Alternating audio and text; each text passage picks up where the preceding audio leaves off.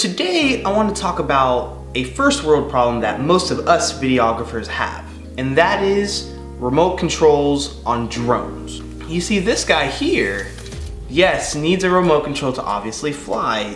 For the DJI Spark, you have two options. You have the upcharge of $119 to get a actual remote control car similar to, not as big and hefty, but similar to this on my other drone.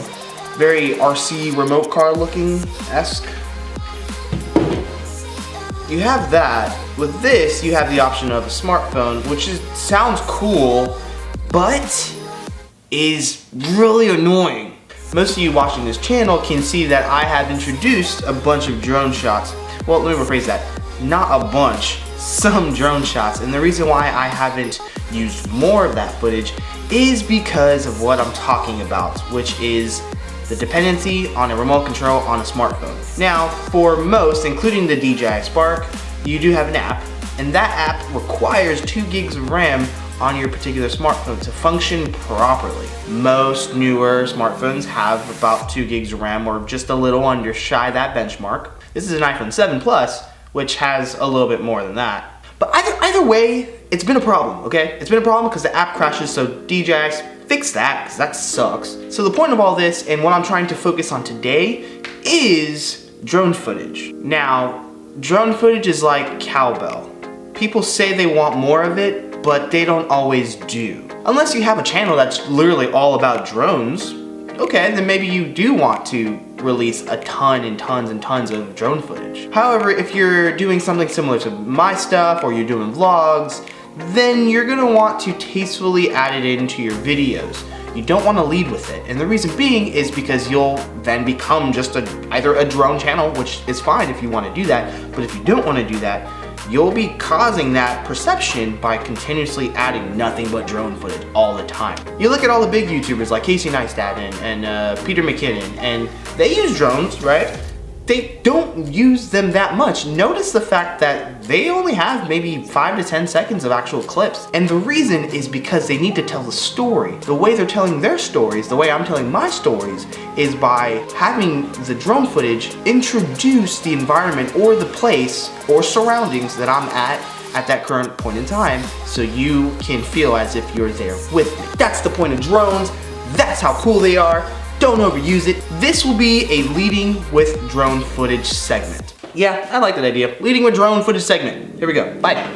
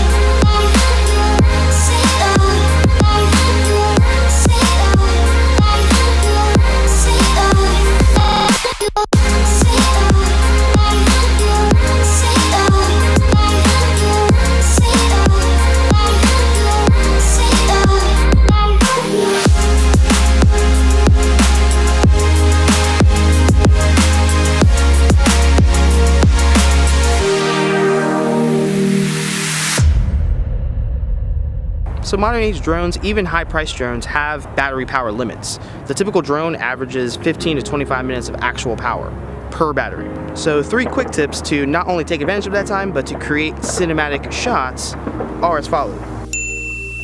The first one is visualize your shot.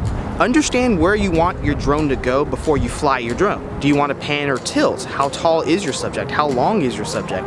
Is there anything or any objects in the way of either doing one of the pans or tilts? That's something to really keep in mind. So once you visualize your shot, move into tip number 2, which is flying your drone slowly.